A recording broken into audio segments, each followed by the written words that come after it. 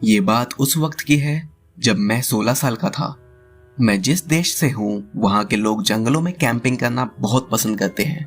मैं और मेरे 3 दोस्त सैम, एलेक्स और जॉन हर साल गर्मियों की छुट्टियों में एक कैबिन में जाते थे। वो कैबिन एलेक्स के अंकल का था। वो हर साल हमें अपने साथ उस कैबिन में लेके जाते थे।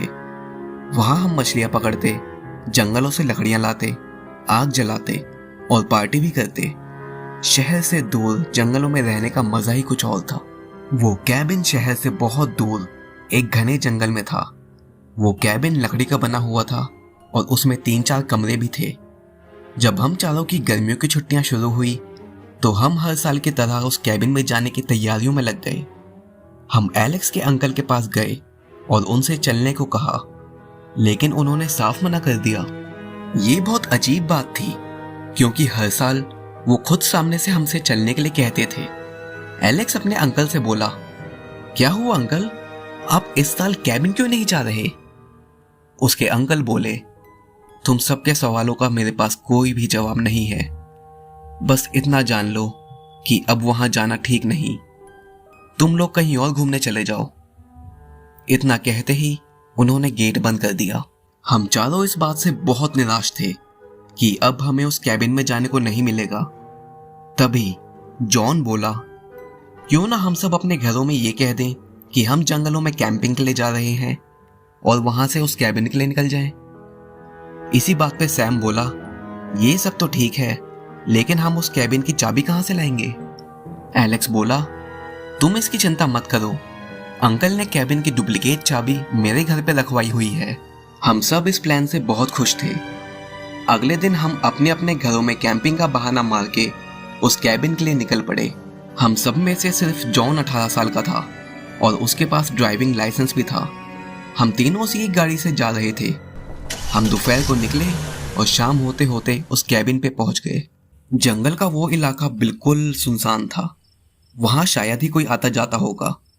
हमने कैबिन के पास अपनी गाड़ी लगा दी और कैबिन का ताला खोल के अंदर चले गए। हमारी खुशी का तो कोई ठिकाना ही नहीं था। हमने जल्दी से कैबिन की थोड़ी सफाई की और अपना सारा सामान कमरों में रख दिया। हम अपने साथ कुछ खाने पीने का सामान, कंबल, लाइटर, टॉर्च और कुछ बर्तन भी लेके आए थे। उस कैबिन की बिजली जनरेटर से चलती थी। हमने जनरेटर में डालने के लिए डीजल के कैन को देखा तो पता चला कि उसमें थोड़ा ही डीजल बचा था। हम अपने साथ डीजल लेके भी नहीं आए थे। हमने वो बचा हुआ डीजल जनरेटर में डाला और उसको स्टार्ट कर दिया। कैबिन की सारी लाइटें और पंखे चल चुके थे। हमने कैबिन में थोड़ा आराम किया और फिर आग जलाने के लिए बाहर चले गए। हम उसी आग के चारों ओर बैठे हुए खाना पका रहे थे। खाना खाने के बाद हम वहीं बैठे बैठे बातें कर रहे थे। एलेक्स हमें भूतों की कहानियां सुना रहा था। तभी जॉन बोला, ये सब बकवास की बनी बनाई कहानियां हैं, मैंने तो आज तक किसी भूत को नहीं देखा। इसके जवाब में एलेक्स बोला, क्या पता आज तुम्हारा जैकपॉट लग जाए और कोई चुड़ैल तुमसे लिपट जाए। जॉन बोला, हाँ हाँ क्यों नहीं, सिंगल रहने से अच्छा तो कोई चुड़ैल ही मिल जाए। अच्छा, मैं बाथरूम करने जा रहा हूँ, क्या किसी को चलना है? एलेक्स बोला, क्यों, अकेले जाने से डरते हो क्या? जॉन ने कहा, डर? कौन डर रहा है? मैं तो किसी से नहीं डरता। मत चलो, मैं अकेले ही चला जाऊंगा। जॉन चला गया और 5-10 मिनट बाद भागता हुआ वापस आया। वो बहुत डरा हुआ था और पसीनों में भीगा हुआ था। मैं बोला, क्या हुआ जॉन, तुम इतना हाँफ क्यों रहे हो? जॉन बोला, जब मैं नदी के पास के पेड़ के नीचे हल्का हो रहा था तभी मुझे नदी में कुछ दिखाई दिया। चांद की हल्की रोशनी में मुझे पानी में कुछ तैरता हुआ नजर आया। जब मैंने उसे ध्यान से देखा तो मुझे उसकी आंखें और बाल भी दिखाई दिए। वो एक इंसान का सर था। उसको देख के ऐसा लग रहा था जैसे कि वो मुझे ही देख रहा हो। इस वजह से मैं भाग के वापस आ गया।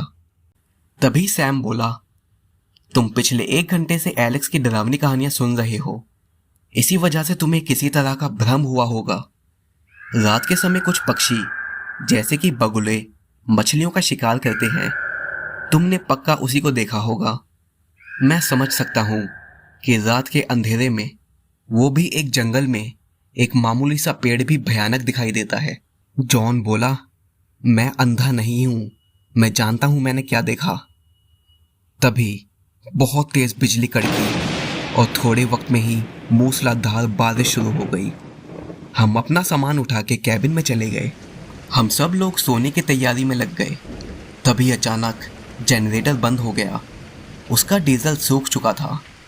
जनरेटर के बंद होने के बाद बिल्कुल घुप अंधेरा हो चुका था। हम सब टॉर्च की मदद से अपने अपने बेड पे पहुंच गए। हमें सोए हुए 2 घंटे ही हुए थे कि तभी किसी ने दरवाजे पे दस्तक दी। कोई बहुत तेज दरवाजे को पीट रहा था। हम सब दहशत के साथ बिस्तर पे से उठे। हम लोग दरवाज़ा खोलने से भी डर रहे थे। आखिर रात के 2 बजे, वो भी इस सुनसान जंगल में कौन आ सकता था। एलेक्स और सैम ने लोहे की रोड उठा ली थी। जॉन ने आहिस्ता आहिस्ता दरवाज़ा खोला, लेकिन बाहर तो कोई भी नहीं था। हम सब वापस अंदर चले गए। बारिश अभी भी बहुत तेज़ थी। हमें लेटे हुए 15-20 मिनट ही हुए थे कि तभी फिर से कोई दरवाज़ा पीटने लगा। अब हम बहुत सहम गए थे। हम गेट के पास जा ही रहे थे कि तभी एलेक्स बोला, रुक जाओ, यहाँ आओ, मैं तुम्हें कुछ दिखाता हूँ। उसने हमें खिड़की से बाहर देखने को कहा। हमने खिड़की से गेट के बाहर की तरफ देखा और वो देख के हमारे तो होश ही उड़ गए। गेट के बाहर कोई भी नहीं था। ऐसा लग रहा था जैसे कोई अदृश्य शक्ति गेट को पीट रही हो। हम इतना सहम गए थे कि हम सब एक ही कमरे में जाके छिप गए। वहाँ एक एक सेकंड काटना 1-1 घंटे के बराबर था। लगभग 5 मिनट के बाद दरवाजे से आवाज़ आनी बंद हो गई। हम सब बहुत डरे हुए थे। जॉन बोला, मैं अभी गाड़ी निकालता हूँ, हम अभी यहाँ से निकल जाते हैं। सैम बोला, इतने अंधेरे में और इतनी तेज़ आंधी तूफान में गाड़ी चलाना ठीक नहीं होगा। ये जंगल है, कोई हाईवे नहीं। लेकिन जॉन गाड़ी की चाबी लेके बाहर निकल गया। वो 5 मिनट के बाद वापस आया। जॉन को देख के लग रहा था कि जैसे किसी ने उसके शरीर से उसकी आत्मा निकाल ली हो। मैंने जॉन से पूछा, क्या हुआ जॉन? जॉन बोला, हमने जहाँ गाड़ी खड़ी की थी वो अब वहाँ नहीं है, वो तो गायब हो चुकी है। जॉन की ये बात सुन के हम सब बहुत डर चुके थे। ऐसा लगता जैसे ये आज हमारी ज़िंदगी की आखिरी रात होगी। हम सब एक ही कमरे में गद्दे बिछा के लेट गए। हम सोच रहे थे कि कब सुबह होगी और कब हम इस जहन्नुम से जाएंगे। तभी अचानक से कैबिन के सामने वाले एक सूखे पेड़ पे बहुत तेज़ बिजली गिरी और उसमें आग लग गई। उस आग की रोशनी कैबिन तक आ रही थी। जब हम लोग बाहर देखने गए तो हमने कुछ ऐसा देखा जिसे हम आज तक भी भुला नहीं पाए हैं। उस जलते हुए पेड़ के आगे कोई खड़ा हुआ था। वो इंसान जैसा था, लेकिन इंसान नहीं था। उसकी चमड़ी सफ़ेद थी। उसकी ना तो आंखें थी, ना ही कान और ना ही मुंह। उसकी आंख ना होने के बावजूद भी ऐसा लगता जैसे वो हमें ही देख रहा हो। हम सब अंदर जाके लेट गए, लेकिन उस पेड़ की आग बारिश में भी जलती रही। लेटे लेटे हमारी आंख कब लग गई पता ही नहीं चला। अगले दिन हमने देखा कि हमारी गाड़ी वापस आ चुकी है। वो वहीं खड़ी हुई थी जहां हमने उसे छोड़ा था। हम वहां से निकल गए और अपने घर पहुंच गए। शाम के समय हम एलेक्स के अंकल से मिलने गए। हमने उन्हें सारी कहानी बता डाली। एलेक्स के अंकल बोले, हाँ, मैंने तुम्हें पहले ही मना किया था। बात यह है कि लगभग 2 महीने पहले मैं भी कैबिन में गया था। मैं कैबिन को तुम सबकी वेकेशंस के लिए तैयार करने गया था, लेकिन वहां मैंने देखा कि कैबिन का गेट पहले से ही खुला हुआ था। मैं अंदर गया तो देखा वहां टोने टोटके का सामान फैला हुआ था। वहां बहुत सारी कैंडल्स भी लगी हुई थी।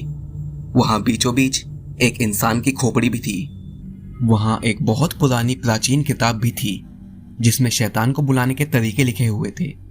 मैं समझ गया था कि यहाँ कुछ लोगों ने किसी शैतान को बुलाने की कोशिश की है। मैंने वो सारा सामान इकट्ठा किया और उसे पास की नदी में बहा दिया। मैं वहां एक रात के लिए रुका और मेरे साथ भी कुछ ऐसी ही घटनाएं घटी जैसे कि तुम्हारे साथ घटी थी। इसी वजह से मैं नहीं चाहता था कि तुम वहां जाओ। ये सब सुन के हम सब दंग रह गए थे। इस घटना के बाद कोई भी उस कैबिन में नहीं गया, लेकिन कुछ समय के बाद एलेक्स के अंकल एक चर्च के फादर को लेके उस कैबिन में गए। उन्होंने उस जगह की शुद्धि की और वापस आ गए। इसके अगले ही दिन उन फादर को हार्ट अटैक आया, जिससे उनकी मौत हो गई।